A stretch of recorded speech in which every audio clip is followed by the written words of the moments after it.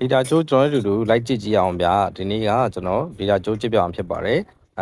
ဒေတာကျိုးကိုကျွန်တော်ပေါင်30 site ကိုသုံးတယ်ပေါ့နော်ပေါင်30 site ကိုသုံးတာဘာကြောင့်လဲဆိုလို့ရှိရင်သူကကျိုးလေးသေးတဲ့အတွက်ကြောင့်မို့လို့ကြောက်ကွင်းလေးကနေရှော့ရှူနဲ့ smooth ဖြစ်ဖြစ်ထွက်သွားနိုင်အောင်လို့ပေါ့နော်ကျွန်တော်ပေါင်30 site ကိုပဲသုံးပါတယ်အခုဆိုလို့ရှိရင်ကျွန်တော်ဒီမှာပေါ့နော်ဒါကျိုးကွင်းလေးကိုကျွန်တော်ကျိုးလေးကိုကွင်းလေးလှုပ်လိုက်မှာပေါ့နော်ဒါပြီးကျိုးကိုကျွန်တော်ကွင်းလေးလှုပ်လိုက်မယ်ပြီးကြလို့ရှိရင်အဲ့ဆိုနာကဂွင်းလှုပ်ထားတဲ့နေရာလေးရနေပြီးတော့လက်တန်းလေးမှာကျွန်တော်ပတ်မှာဖြစ်ပါတယ်ဆိုတော့လက်တန်းလေးမှာကျွန်တော်တစ်ပတ်နှစ်ပတ်ပတ်လိုက်မယ်ပေါ့နော်နှစ်ပတ်လောက်ပတ်လိုက်နှစ်ပတ်သုံးပတ်လောက်ပတ်လိုက်ရပြီပေါ့နော်ပြီးရင်ကျန်တဲ့အစလေးကိုခုလိုမျိုးဂွင်းလေးလှုပ်လိုက်မယ်ပြီးကြလို့ရှိရင်ဗျကျွန်တော်တို့လီတာကျိုးသုံးမဲ့ကျိုးလေးပေါ့နော်လီတာကျိုးသုံးမဲ့ကျိုးလေးကိုကျွန်တော်တို့အဲ့လိုအရှည်လေးယူလိုက်မယ်နော်အရှည်လေးယူလိုက်မယ်โอเคပြီးရင်ကျိုးရဲ့အောက်ကနေသွားမယ်နော်ဒါဘေးကျိုးရဲ့အောက်ကနေကျွန်တော်တို့သွားမယ်ဒီဓာတ်ကျိုးလေးကျွန်တော်ထည့်လိုက်ပြီနော်ပြီးရင်အပေါ်ကနေတစ်ချက်ကျွန်တော်တို့ယူမယ်ပြန်ဝိုက်မယ်နော်ဒီလိုမျိုးလေးပဲနော်အပေါ်ကနေတစ်ချက်ယူမယ်ပြီးရင်အောက်ကနေတစ်ချက်ယူမယ်နော်အဲ့လိုပုံစံလေးပဲကျွန်တော်တို့က15ခေါက်လောက်ဆိုရင်ရပါပြီဒါကတော့လီတာကျိုးအရှည်ကတော့ကိုကြိုက်သလိုကြည့်ပြီးတော့ကြည့်ပေါ့နော်အရှည်ကိုကြိုက်သလိုအရွယ်စားကြည့်လို့ရပါတယ်ဆိုတော့အဲ့လိုမျိုးကျွန်တော်တို့ကြည့်သွားမှာဖြစ်ပါတယ်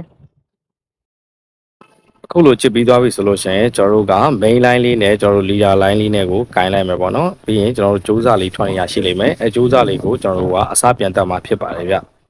ဆိုတော့အစပြန်တက်မှာဖြစ်တဲ့အတွက်ကြောင့်မို့လို့ကျွန်တော်တို့ကဘူးကင်ထားတဲ့ဟာလေးရနေပြီးတော့ဒီလိုကွင်းလေးလှုပ်ပြီးတော့ကျွန်တော်တို့ထည့်လိုက်မယ်ပေါ့နော်ကျွန်တော်တို့မိမချီလေးပဲခြီလိုက်မယ်အဲ့ဒါလေးကိုကျွန်တော်တို့က၄ခေါက်လောက်ခြီရင်ရပြီဗျ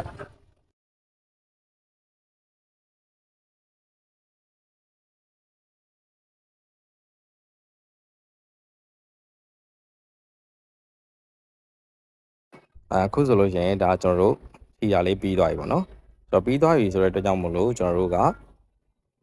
ကျိုးနှစ်ဖက်ကိုကျွန်တော်တို့ဆွဲကြည့်မယ်ပေါ့နော်တင်းတင်းလေးဖြစ်အောင်ဆွဲမယ်ဆွဲပြီးသွားလို့ရှိရင်ကျွန်တော်တို့ကပုံနေတဲ့လီတာအစလေးကိုဖြတ်မှာဖြတ်ပါတယ်နော်လီတာပုံနေတဲ့အစလေးကိုဖြတ်မယ်နော်အစလေးကိုကျွန်တော်တို့ဖြတ်တဲ့အခါမှာ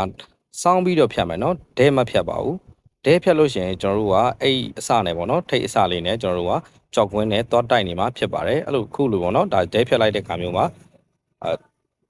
ကျိုးလေးကထောင်ပြီးတော့ပေါ့နော်အစလေးနဲ့တောသွားပြီးတော့တိုက်နေတတ်ပါတယ်အဲ့အတွက်ကြောင့်မို့ကျွန်တော်တို့ကစောင်းလေးဆွဆွလေးပေါ့နော်ဒီလိုဖြတ်လိုက်မယ်အဲ့လိုဖြတ်လိုက်ရင်ကျွန်တော်တို့ကကြောက်ကွင်းထဲကိုကျိုးဝင်တဲ့အခါမှာအရန်သွားပြီးတော့တိုက်နေတော့ပေါ့နော်ဆိုတော့ပြီးသွားလို့ရှိရင်ကျွန်တော်တို့ကကျိုးလေးကိုပြန်ပြီးတော့ပြီးကျိုးလေးကိုပြန်အစတက်မှာဖြစ်ပါတယ်ဒါနောက်ဆုံးပဲပေါ့နော်ပြီးကျိုးလေးကိုကျွန်တော်တို့ကအစတက်မယ်3ချက်လောက်ပဲချီမယ်နော်ဆွမ်းနာလိုပဲကျွန်တော်တို့မိမချီပုံစံမျိုးလေးပဲပေါ့နော်3ချက်လောက်ပဲချီလိုက်ရင်ရပါပြီ